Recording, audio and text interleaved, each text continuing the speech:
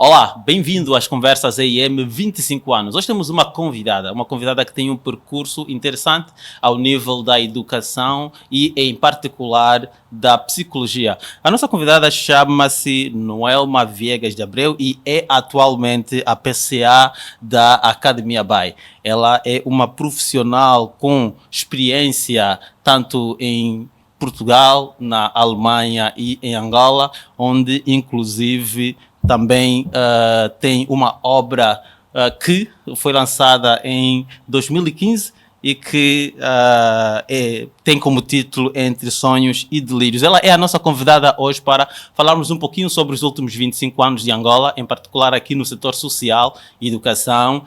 E a pergunta que lhe faço é, há 25 anos, como é que era o setor da... Bom, eu estive, de facto, como falámos, um tempo fora. Sim. E há 25 anos, exatamente, eu regressei a Angola. E, portanto, é um marco também. Eu cheguei cá e fiz parte do primeiro grupo de docentes e de pessoas que integraram a Universidade Católica de Angola. E, portanto, não vim exatamente para isso. Eu trabalhava na altura na KPMG, mas como a semana passada, ou há 2 semanas, a Católica celebrou exatamente os 25 anos e, portanto, lá estávamos convidados, tendo sido a primeira universidade privada do nosso país. E, portanto, na altura havia a Universidade Agostinho Neto e depois abriu a Católica. Estamos a falar nessa altura de aproximadamente 3.000 alunos, portanto era o que o ensino superior ao todo tinha, com a Agostinho Neto mais a Católica quando abriu. Foi um acordo que aconteceu e este desejo, quer do cardeal, um grande esforço para o cardeal este que está a fazer 99 anos, também é importante, e é um dos grandes incentivadores, era um sonho que tinha, e portanto foi toda uma articulação na altura com o Ministério dos Petróleos, a Universidade, a CEAST, e portanto iniciou a Universidade.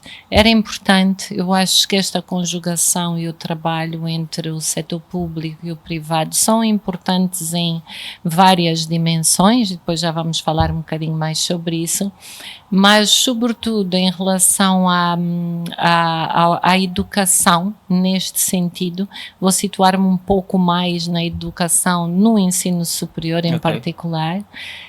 Havia estes 3.000, 10 anos depois chegamos a cerca de 100.000 alunos e atualmente a nossa população académica tem 308.000 alunos. Estamos a nos referir a uma só instituição?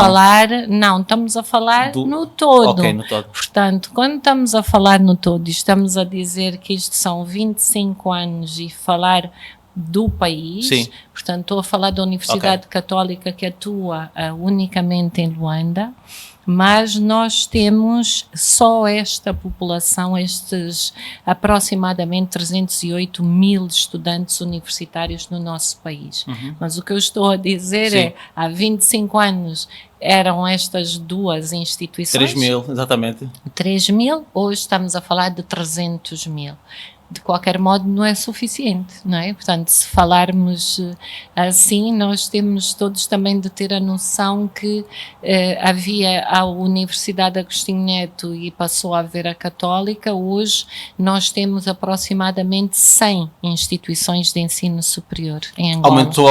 Aumentou a quantidade, obviamente que terá aumentado a qualidade, mas esta ainda é muito questionada, mesmo ao nível superior. Sim, porque nós temos estas destas 100 instituições de ensino, das quais, portanto, 68% destes 308 mil alunos são do ensino superior privado, estão nas instituições privadas, mas em termos de infraestrutura, 72% das instituições de ensino superior em Angola são privadas. Portanto, o privado tem aqui um papel muito grande. A grande questão é aumentamos em quantidade, que não é suficiente de qualquer modo, mas precisamos trabalhar muito a qualidade. Precisamos trabalhar a qualidade não só ao nível da infraestrutura, mas do corpo docente, da qualificação diferenciada desse corpo docente, de laboratórios, de centros de investigação científica.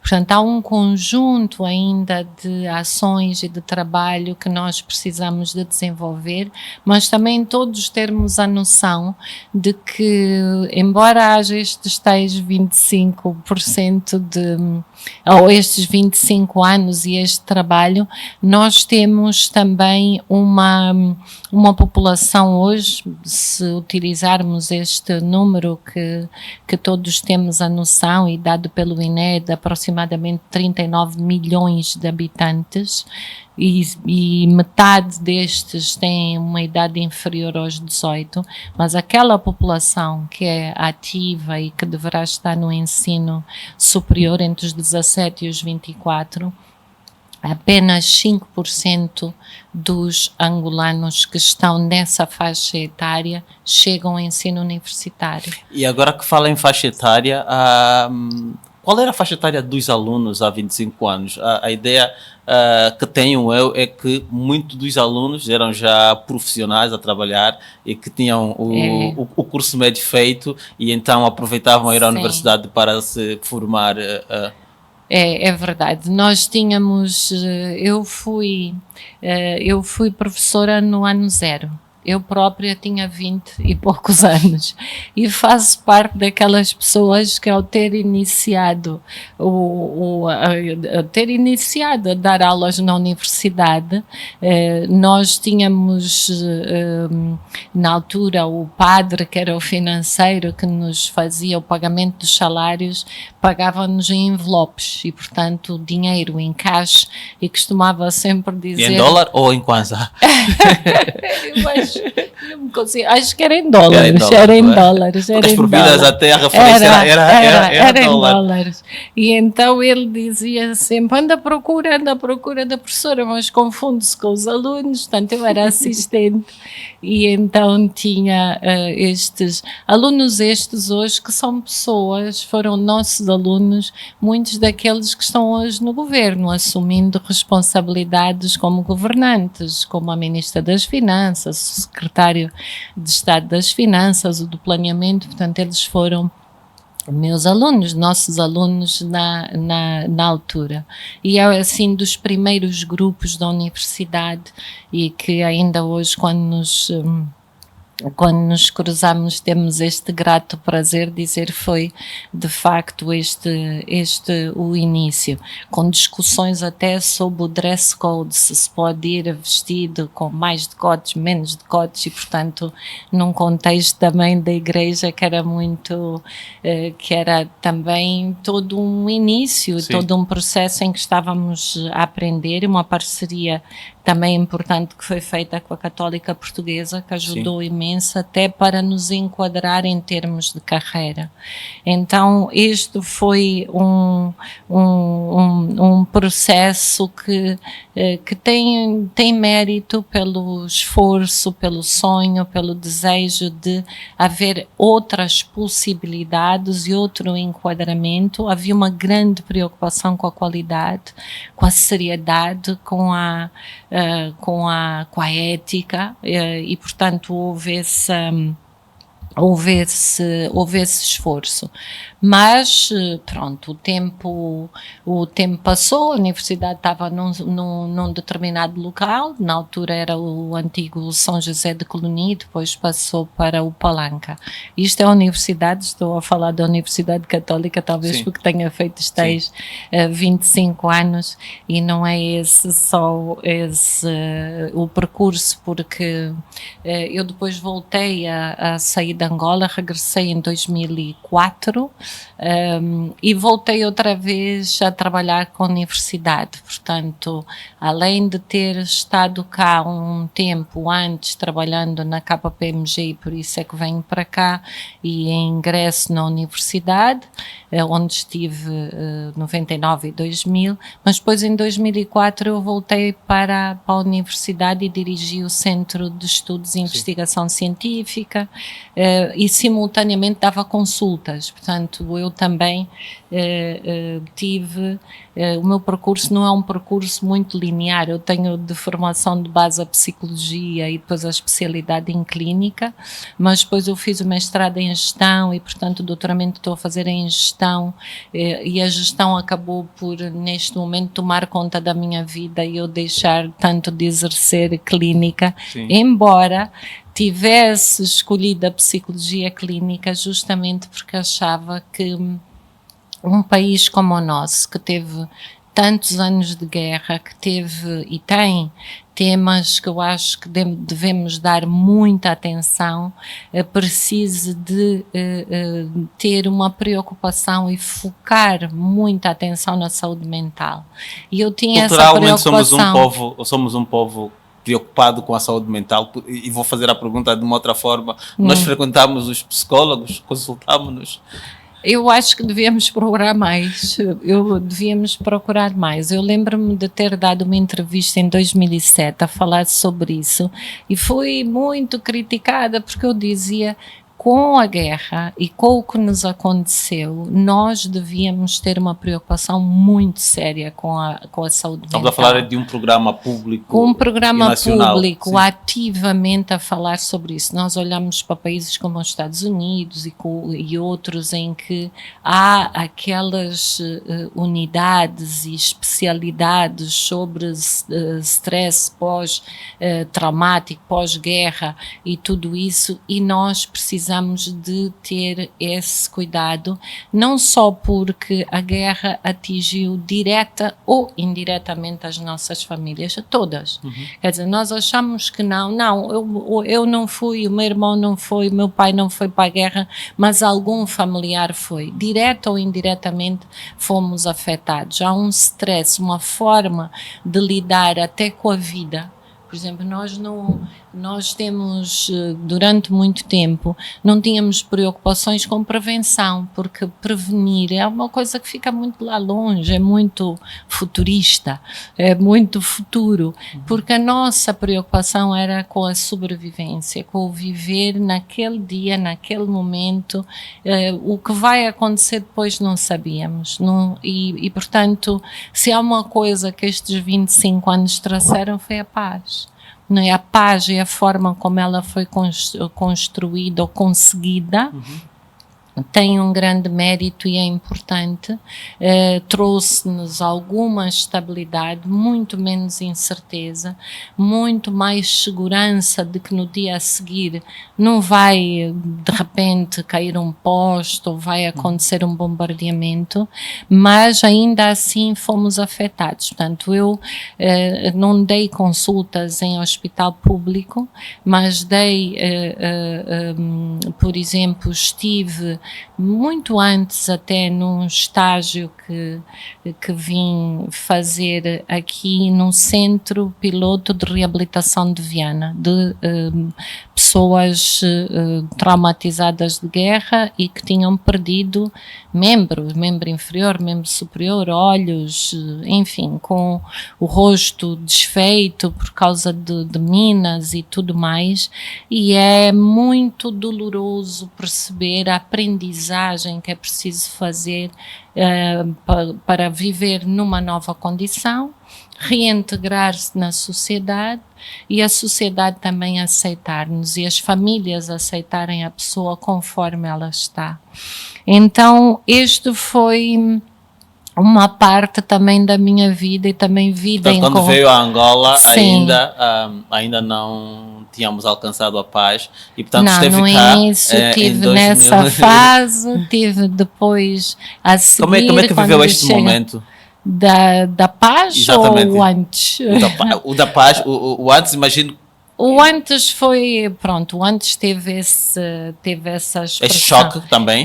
Teve esse choque e estas constatações que acabam por ser também, pronto, uma forma de aprendizagem até para nós, de perceber como é que as pessoas encontram recursos, mecanismos de defesa para lidarem com novas formas de vida e para mim foram muito importantes para aprender também a respeitar o outro com essas dimensões todas. Depois, regressar numa outra fase em que até dou consultas, por exemplo, em consultório, e temos uma coisa que eu jamais esquecerei. Eu acho que há coisas que não se vivem noutros países. Eu dei consultas, por exemplo, em Berlim, e a população que ia e a forma como era ajudada é muito diferente daquela que me aconteceu aqui, de estar em consultório e ter, por exemplo, um grupo de amigos a juntarem-se para pagar a consulta de uma pessoa amiga, porque achavam que a pessoa precisava de ajuda. E isso foi um gesto de solidariedade e não foi só um. E, portanto, era uma coisa que eu nunca tinha vivido. Eu exerci em Lisboa, exerci em Berlim e aqui em Luanda eu, de facto, posso dizer, e se estas pessoas que são pessoas conhecidas, depois de nos ouvirem, com certeza se lembrarão destes momentos e do gesto que tiveram para com pessoas que elas achavam que precisavam e que não tinham condições para assumir o custo daquele acompanhamento, que ainda foi longo e por alguns meses.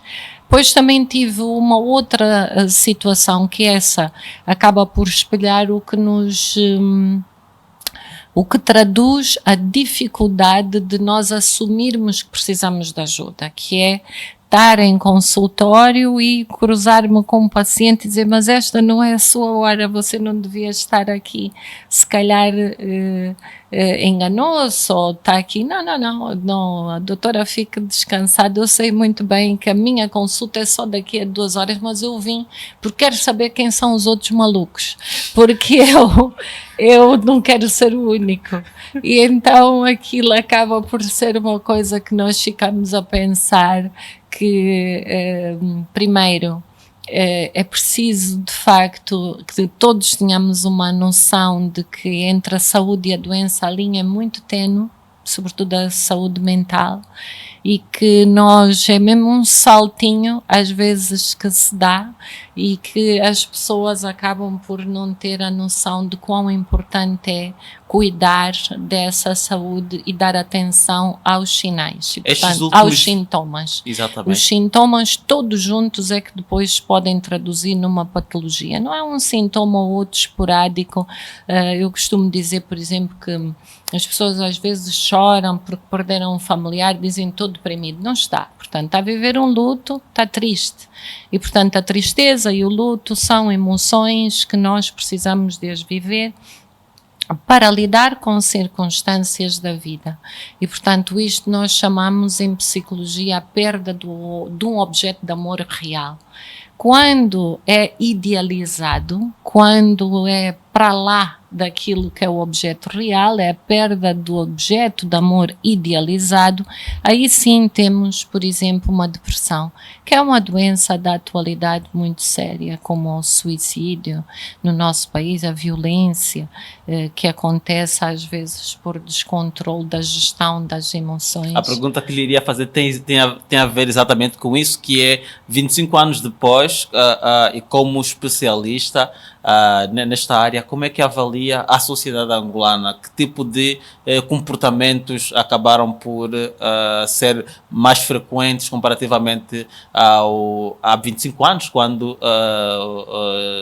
voltou ao país, inclusive começou a dar aulas e tinha a oportunidade de perceber não só o comportamento dos alunos, colegas, mas também de pacientes com quem trabalhou ao longo desse período? Eu não exerço clínica há quase 13 anos, mais ou Mas é menos. uma pessoa muito bem atenta aos fenômenos Mas sociais.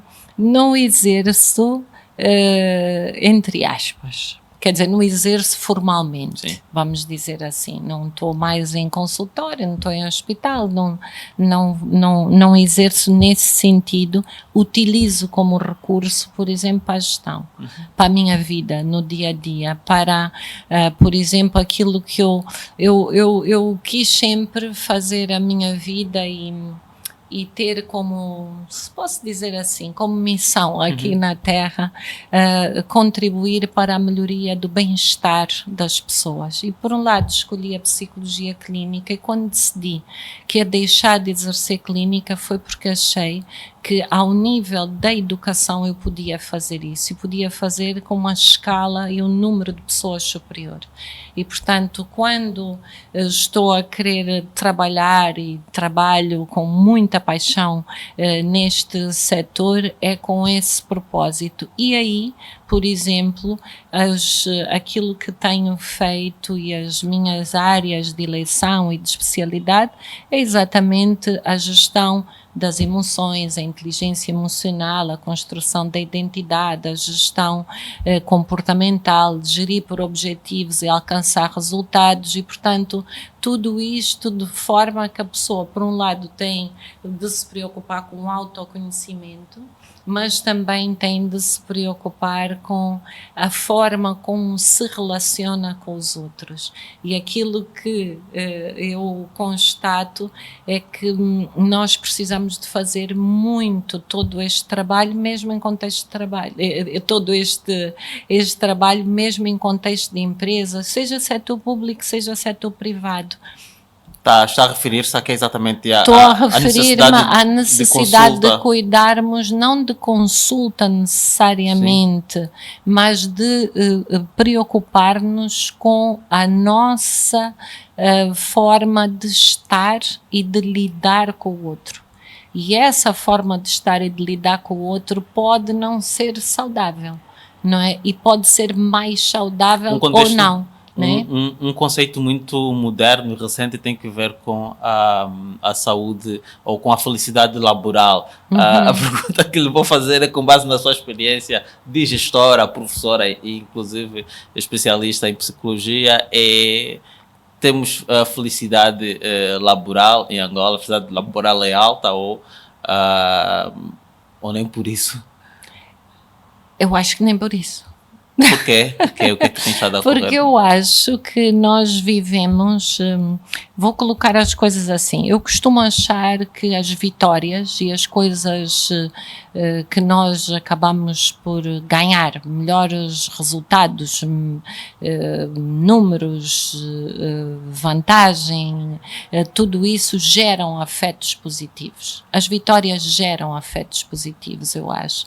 E quando nós temos muitas dores, muito sofrimento, nós, enquanto seres humanos, como mecanismos, nós procuramos culpados. Então, como procuramos culpados, nós fazemos muitas construções de inimigos. E é isso que eu acho que vivemos.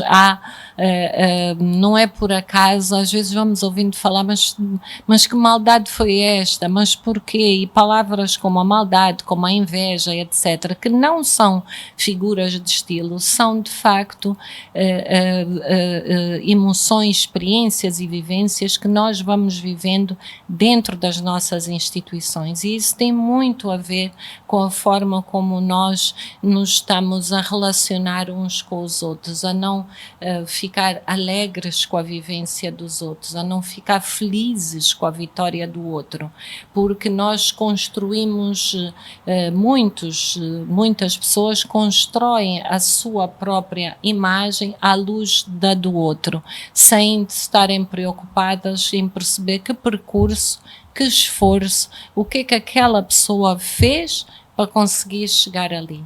Portanto, eu não digo que são todas as empresas, nem pouco mais ou menos, pelo contrário, há um grande esforço e essa noção, portanto, por isso é que nós estamos a ouvir falar de felicidade nas empresas. Globalmente, há esta preocupação, porque as pessoas passam tantos anos, tanto tempo e tantas horas no local de trabalho, que há uma noção da necessidade de que estejam felizes, até porque está estudado, está provado que são as pessoas felizes que produzem melhores resultados, não são os melhores resultados que produzem pessoas felizes.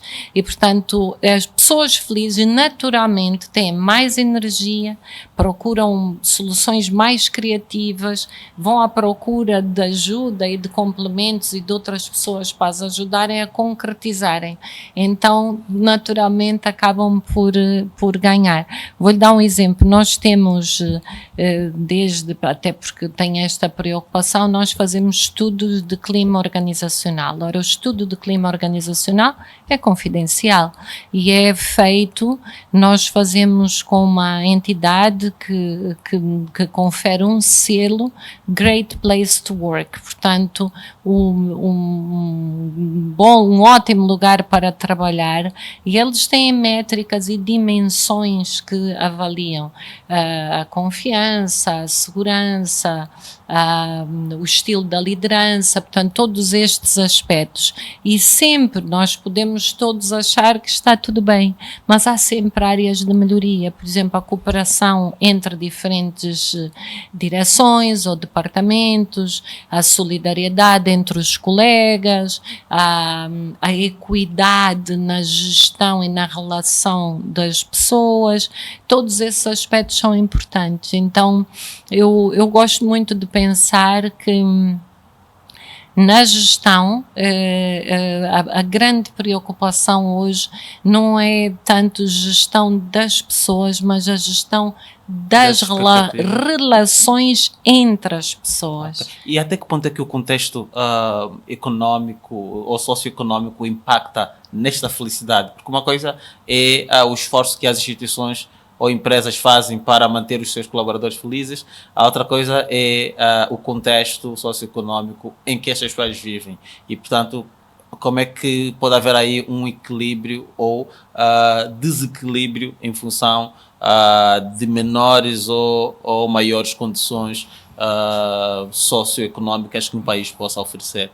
Não, eu acho que tem um impacto muito grande, porque obviamente tudo é um ecossistema que ele tem interdependências, não é? Nós estamos dentro de uma empresa, mas esta por sua vez está dentro de um determinado setor, por sua vez está dentro numa determinada localidade ou região, tem uma população com determinadas características e faixa etária ou género, tudo isto tem impacto. Portanto, quanto mais as empresas também, eu diria que todos temos um papel, vamos dizer assim, e quanto mais também dentro das empresas for possível fazer, nós acabamos por contaminar também o ambiente no geral. Mas é bionívoco, quer dizer, há de facto essa interdependência. Se por um lado o ambiente interno contamina o que está para fora, o de fora também pode contaminar. Portanto, temos todos de fazer um esforço de nos complementarmos. É um bocado como as palavras, não é? Eu não consigo construir palavras só com vogais. não é? Portanto, eu preciso de ter consoantes, eu preciso... É como o setor público, privado, o ambiente, tudo, nós precisamos dessa complementariedade. A carência de condições socioeconómicas passados 25 anos, até que ponto é que isso representa ainda um desafio para aquele que é o sentimento de, diria, de felicidade e de pertença à nação angolana? Como é que avalia essa questão? Olha, eu, por exemplo, se nós pensarmos, começamos por falar da educação. Sim. Se nós dissermos que a nossa população que está, portanto, abaixo dos 18 anos é 52% dos 39 milhões. Uhum. Destes, por sua vez, nós temos no ensino, quem vai para o ensino primário, apenas 75% das pessoas em idade de estar no ensino primário frequentam efetivamente o ensino primário. Mas depois, quando passamos para o secundário, reduz. Sim. Não é? E já temos 50 e tal. Quando chegamos ao ensino secundário, se separarmos aqueles 3 primeiros anos dos últimos, vai sempre descendo. Por exemplo, nos primeiros, 7º, 8º, 9º, nós temos uma população que chega aos 12%. Os que vão para cima, portanto, 10º, 11º, 12º, são 8%. Quem entra para a universidade são 5%. E depois temos cerca de 80% dos nossos jovens em idade ativa estão no mercado informal. Nossa taxa de desemprego, de acordo com o INE, é 30,9%. Ou seja, o risco é muito alto. Portanto, há um risco alto de crianças não estarem na escola, consequentemente poderem ser potenciais desocupados, delinquentes ou pessoas que não têm propriamente uma esperança para a sua vida e uma missão. Portanto, tem um impacto muito grande na sociedade e naquilo que é possível fazer. Portanto, eu diria que o grande esforço que temos que fazer é em relação à educação, conseguir trazer para dentro dos sistemas de ensino e da estruturação das famílias esta componente formal da educação e fazer com que não seja só a única esperança entrar para a universidade. Há muitas profissões, ofícios, técnicas, instrumentos vários que são necessários nós trabalharmos para um país que tem imensos recursos e, como todos sabemos,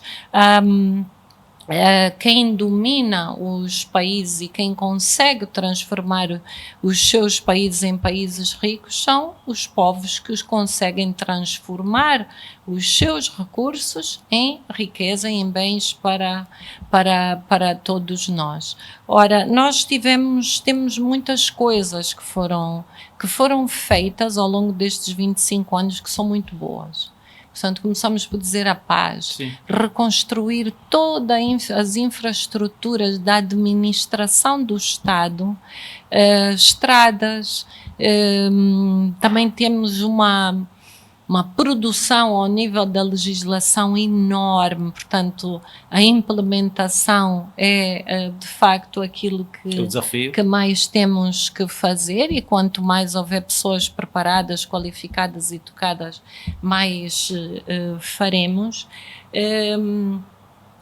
A entrada em vigor deste quadro legislativo financeiro, que todos sabemos que modificou muito o panorama do banco, das instituições financeiras, quer dizer, temos desde os bancos, seguradoras, mercado de capitais, bolsa de valores, portanto são saltos importantes para a nossa sociedade, mas ainda assim temos... continua a ser o petróleo a nossa fonte, né? E a precisarmos ainda tanto dele para conseguirmos viver. Portanto, o setor primário e secundário ainda não é suficiente e ele só será suficiente, do meu ponto de vista, com mais educação, com mais formação. Acho que essa é assim, eu até já deve ser cansativa, porque todas as entrevistas eu digo, olha, para uma entrevista que dei há 16 anos ao Vindo, eu dizia, qual deve ser o foco? A educação. Qual deve ser? Portanto, é quase como uma campanha. E eu diria que é para tudo. E essa campanha está a surtir efeitos? Não sei, eu espero que sim. Eu pelo menos faço a minha parte, tento, e não sou só eu, acho que há, como é óbvio, acho que temos contribuído grandemente com esta preocupação, ir formando mais pessoas. Portanto, a nossa instituição, ao nível do ensino superior, agora está-se a referir à Academia BAE, por exemplo, tem 1.770 alunos. Destes, 566 são estudantes bolseiros de 16 províncias do país. Portanto, estes bolseiros acabam por ser pessoas que de outra forma, sem terem tido essa possibilidade, não estariam a estudar no ensino superior, numa instituição como a nossa, que tem uma preocupação não só com o transmitir-lhes aquilo que é o conteúdo curricular das suas disciplinas, da licenciatura, mas um grande foco em extensão curricular ou disciplinas extracurriculares que formam essencialmente o homem. Portanto, a capacidade de discutir, de argumentar, de saber mais em termos culturais, e isso fez parte da nossa gênese desde o início. Para ter uma ideia, nós temos um programa de atividades culturais. Em 2013 começou com 325 pessoas a trabalharem ou a participarem dele, no ano inteiro, 325. Em 2019 tínhamos tido 19 mil pessoas a participarem. Hoje temos à volta de 42 mil a participarem no todo o calendário, o programa do ano. Eu costumo dizer, se cada uma destas pessoas que veio aqui só para ouvir falar num debate, acabei a faculdade e agora? Ou já fizemos O Amor Não Tem Que Doer, portanto, sobre violência doméstica e sobre a forma como às vezes as relações se constroem. E são sempre questões para serem respondidas e as pessoas vêm. Se eu multiplicar esta pessoa que veio com os outros 7 do membro do seu agregado familiar, que é essa a nossa média, que tiver, ainda que seja pelo transmitir uma palavra, dizer isto não se faz, ou aquilo, já estamos a contribuir. Eu multiplico isso por este número que indiretamente também viveu esta experiência. E aqui estamos a ir falando em escala e na possibilidade de efetivamente contribuirmos de algum modo para que a nossa sociedade seja mais saudável, que palavras como a decência, a ética se tornem mais sexys, se tornem mais na moda, porque elas parece que vão saindo de moda e que as pessoas algumas não as valorizam tanto como deve ser. Custa muito ver e estar em sala de aulas. Tivemos há uma semana uma história inusitada de uma prova da noite, uma professora que deu conta que o aluno era estranho, que o aluno ela nunca o tinha visto, e depois deu conta que o aluno não só, ou que a aluna lhe parecia estranha, e portanto quando vai e se aproxima, a aluna não era uma aluna, era um aluno, portanto era um rapaz vestido de menina a fazer a prova de uma colega que lhe pagou para poder fazer. E portanto aqui estamos todos a falar de uma preocupação com, primeiro, não é com aprender, não é com conhecimento, é simplesmente com fazer a prova ou o curso ter um documento e aquele documento servir para alguma coisa. Quando aquilo que temos que nos preocupar não é ter aquele documento, mas é ser um bom profissional com as competências. A educação tem um efeito multiplicador, como tem referido ao longo da nossa conversa, mas há várias outras áreas e uma delas tem que ver com a saúde, que é o outro pilar do investimento no setor social, que é fundamental fazer. Fala, por exemplo, sobre educação e ela deve acontecer logo desde tenra idade. Entretanto, o investimento que se faz ao nível da saúde materno-infantil ainda diria, é pouco satisfatório. Como é que se pode encontrar aqui esse equilíbrio entre o investimento nos dois setores e o desenvolvimento econômico que se pretende alcançar? Portanto, sem os dois é possível termos efetivamente um verdadeiro desenvolvimento e não só crescimento? Nós, eu durante um tempo, até porque havia um relatório que era preciso fazer, ainda nem eram os Objetivos de Desenvolvimento Sustentável, eram ainda os ODMs, ou Objetivos de Desenvolvimento do Milénio. E era contratada consultora da OMS para o relatório e trabalhava 2 indicadores, esse o da saúde materna e o da saúde materno-infantil e a mortalidade infantil, e também um indicador da pobreza. Ora, ao nível da saúde, eu acho que houve um grande investimento ao nível das infraestruturas. Construíram-se mais hospitais, mais centros médicos, há unidades de saúde importantes e que foram construídas, e isso é um investimento significativo. O que é importante também, naturalmente, nos vários países onde funcionou melhor e que ajudou muito a que indicadores como estes da saúde materna e da mortalidade infantil tivessem reduzido, teve com a qualidade não só ao nível da prevenção, e, portanto, que também a educação, mais uma vez, e todas as campanhas de educação, de planeamento familiar, de prevenção para toda a ocorrência e todo o processo da gestação e depois da chegada da mãe ao local certo, não é? Com os profissionais certos, com a qualificação certa, com os aparelhos e os instrumentos de diagnóstico adequados e com quem os saiba trabalhar. E, portanto, mais uma vez estamos a falar destes dois a precisarem de funcionar em conjunto. Para lhe dar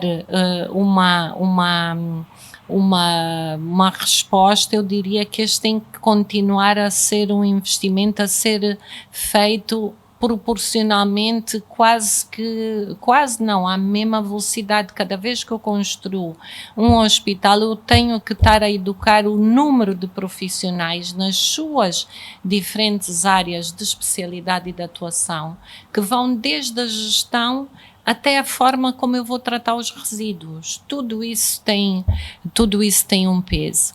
Nós, o ano passado, lançamos aqui na Academia BAE um programa em parceria com o Instituto de Higiene e Medicina Tropical de Portugal, com a Nova de Lisboa, e com a Universidade Agostinho Neto, aqui o CEDUMED, portanto o Centro de Estudos Médicos, e é o primeiro MBA de Gestão de Saúde, portanto de unidades de saúde. Tivemos a formação de 46 pessoas. Neste momento estamos a fazer já a segunda edição deste MBA e, portanto, o Ministério da Saúde ativamente inscreveu O ano passado eram 46 pessoas e várias delas vieram sendo de hospitais públicos. Este ano é igualmente e a turma tem 50 profissionais. E, portanto, eu acredito que que está a haver este esforço, que está a haver essa preocupação. Agora ela tem que ser enorme, como disse, não é crescimento, é desenvolvimento, e para isso às vezes nós achamos que basta dar passos e que o crescimento se faz com estes passos, e nós precisamos dar saltos, não são passos, só nós precisamos de saltar, tem que ser galopante, tem que ser muito intenso, tem que haver uma visão muito clara de que só assim é que nós conseguiremos. Falou há pouco tempo sobre o investimento na saúde materno-infantil e este investimento também tem que ver, tem que contemplar a educação da mulher e, em particular, o da mulher jovem. O país tem estado a registrar uma elevada taxa de natalidade, portanto, o crescimento da população está muito acima do crescimento da economia, e este facto em si faz aqui antever algum desafio do ponto de vista de criação de condições socioeconómicas para as pessoas, e, portanto, o crescimento poderá dificilmente reverter-se a desenvolvimento.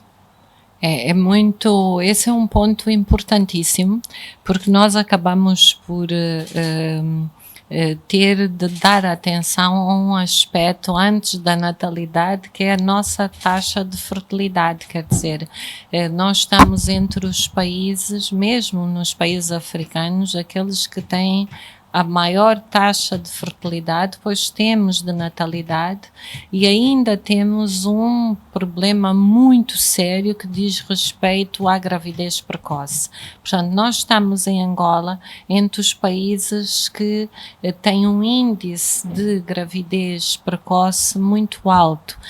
Há dados relacionados com as gravidezes de meninas antes dos 19 anos, antes dos 15 anos, e, portanto, é algo ao qual nós devemos dar atenção. Que razões é que são? Nós, é óbvio que temos a noção da problemática da estruturação das famílias, do número de habitantes e de pessoas que estão a viver dentro de uma mesma habitação, e, portanto, a dimensão do agregado familiar, mas também, por outro lado, a educação sexual, o planeamento familiar, a importância que isso tem, porque depois acaba por ir desembocar em dois outros problemas que têm a ver com a vergonha pela gravidez e, consequentemente, a interrupção da escolaridade. Com a interrupção da escolaridade, todos sabemos que as famílias monoparentais, que as meninas sozinhas, que as mulheres sozinhas, mais dificuldade têm em conseguir o sustento para os seus filhos e para as suas famílias, naturalmente mais empobrecidas ficam, não é? Portanto, mais empobrecidas. Portanto, a pobreza também está muito associada a esta condição de família monoparental, da gravidez precoce, mas também tem um outro problema, que é o recurso, muitas vezes, por ser uma gravidez não desejada, à interrupção dessa gravidez, que consequentemente, se é feita em condições não autorizadas, com profissionais que não são qualificados, acabam por muitas vezes criar problemas não só de saúde, como até de morte. Então, estes são assuntos que, se me dissesse qual é o meu sonho, eu gostaria muito que nós deixássemos gradualmente de estar nos primeiros lugares do mundo entre os países que têm o maior índice de gravidez precoce e de gravidezes indesejadas e, consequentemente, de mulheres que sofrem por essa razão e que saem do ambiente escolar por essa razão, porque também todos conseguimos ter a noção do papel da mulher enquanto educadora. Enquanto educadora e enquanto líder. Enquanto educadora, enquanto líder por uma razão que hoje, quando falamos de boa governação e de corporate governance, mesmo dentro das instituições, esta preocupação com a equidade do género, por um lado, é pelos direitos e pelo papel que se pode ter na sociedade juntos. Sim. E complementarmente mulheres e homens. Por outro, porque temos formas de estar, de raciocinar e de lidar com as situações diferentes. E se formos complementares, mulheres e homens, naturalmente a tomada de decisões é muito mais acertada, muito mais ajustada. Há preocupações que as mulheres têm com um caráter social que é muito superior àquela que os homens têm.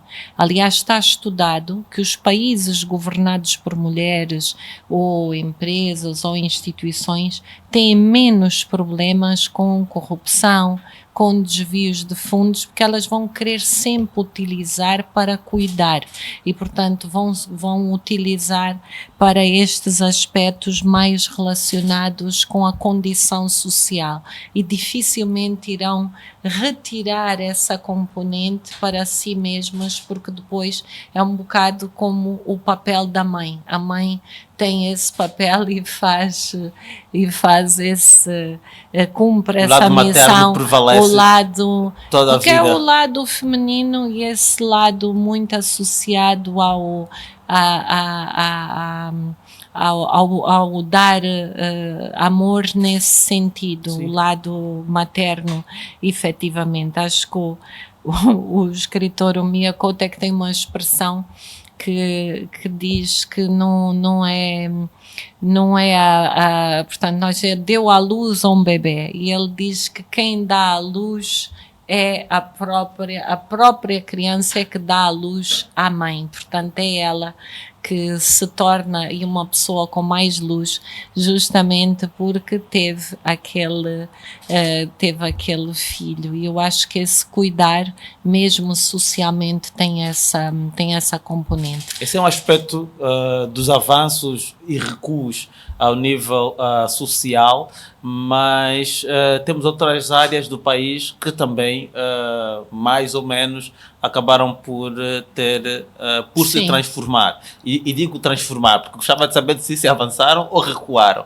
Por exemplo, ao nível da cultura, que é uma área em que vocês, tanto está a me referir aqui à instituição que a doutora representa, atua bastante. E depois temos o desporto. Recentemente estivemos numa competição africana. Acho que despertamos um pouco aqui para, diria, a possibilidade de continuarmos a sonhar e fazer mais. Entretanto, as bases continuam, diria, pouco sólidas. Houve de facto uma grande visão e nós tivemos momentos importantíssimos. O desporto cresceu, uma estratégia e visão de aposta no desporto, o basquete, onde fomos de facto líderes, o handball, outras atividades desportivas onde realmente fizemos estes avanços, mas depois os recuos surgem porque é preciso haver consistência. E, portanto, nessa lógica da consistência e do investimento é que nós temos que continuar a apostar. Até porque, se nos lembrarmos do que nos aconteceu exatamente aqui com o futebol, que é extraordinário, é por isso que eu gosto tanto de pensar que as vitórias realmente geram afetos positivos. Nós unimos-nos todos, assim, numa semana ou duas, de repente éramos o melhor país do mundo, os nossos palancas são os melhores jogadores do mundo, nós próprios somos os melhores, porque as vitórias têm esse mérito, elas criam essa positividade em nós. Os problemas sociais que ainda prevalecem desapareceram. Sim, então realmente essa aposta no desporto. Nós, anos atrás, nós tivemos companhia de dança, tivemos balé, eu fiz balé durante um tempo. Nós temos todo um percurso em que realmente esta preocupação com, não é só balé clássico, mas tradicional, outras danças, a kizomba, que agora virou uma moda em tantos lugares e que nós temos realmente de ver se conseguimos transformar em nosso património. Para falar em kizomba, temos o kuduro. Temos, exatamente, mas estou a falar do que anda a proliferar como dança e que nós ou registamos como património nosso, porque a propriedade, de facto, também tem o seu valor, tem o seu custo e representatividade. Ora, nós temos Banza Congo como hoje património da humanidade. É um registro, é um percurso, há um trabalho para fazer para assegurar isso. Como noutros países, Cabo Verde que transformou a morna em património, ou Portugal fazendo o percurso com o fado, não é? Portanto, estes são percursos que nós devemos fazer porque é património nosso, e este património não só gera este sentido de pertença, de identidade, de entrega, de respeito por esses valores culturais, e os valores culturais realmente ajudam muito a preservar aquilo que é a nossa própria estrutura e aquilo que nós somos. Há muitas perdas de línguas nacionais e tudo, e cada vez que se perde uma língua, nós perdemos até formas e referências de dizer determinadas coisas, perde-se parte da cultura. Então, tudo isso nós devemos ter como preocupação e fazer estas lutas pela cultura, pela identidade, pela preservação daquilo que é a nossa, os nossos hábitos, as nossas coisas que nos tornam também felizes e naturalmente não precisar tanto, não tem que ser necessariamente o Estado a fazer tudo. Aliás, tem havido uma procura de emagrecer até o Estado. Por exemplo, quando nós temos esta preocupação com as privatizações, aquilo que está a ser dito é que é preciso que o privado tenha outro papel, outra intervenção, e a maior parte das sociedades e do crescimento foi feito com esta complementaridade. Olhamos para exemplos como Singapura, Malásia, países asiáticos em que o setor privado teve também um papel muito importante. Há 25 anos, o que é que sonhava? Quais eram os seus sonhos? Há 25 anos, eu também sou uma mulher que gosta muito de partilhar amor, de dar, e eu fui mãe também. Nessa altura tive o meu primeiro filho, casei-me e tive o meu primeiro filho e tinha um sonho grande, como lhe disse. Aliás, eu faço essa mudança também gradual de carreira pelo impacto que eu gostava de ter nas pessoas, que seria melhorar o bem-estar, melhorar a condição, e tenho procurado fazer isto, e eu acho que tenho conseguido realizar os meus sonhos. Um deles foi este que contou. Outros que se realizaram todos? Por exemplo, falou do livro que eu tenho. Sim. E ele chama-se Entre Sonhos e Delírios, que por acaso tive um jornalista uma vez que me disse: o livro é muito bom, não gosto nada do título. E eu, pronto, tudo bem, vale o que vale. É Entre Sonhos e Delírios porque é uma compilação de artigos que eu escrevi durante 5 anos para uma revista de jornal público em Portugal.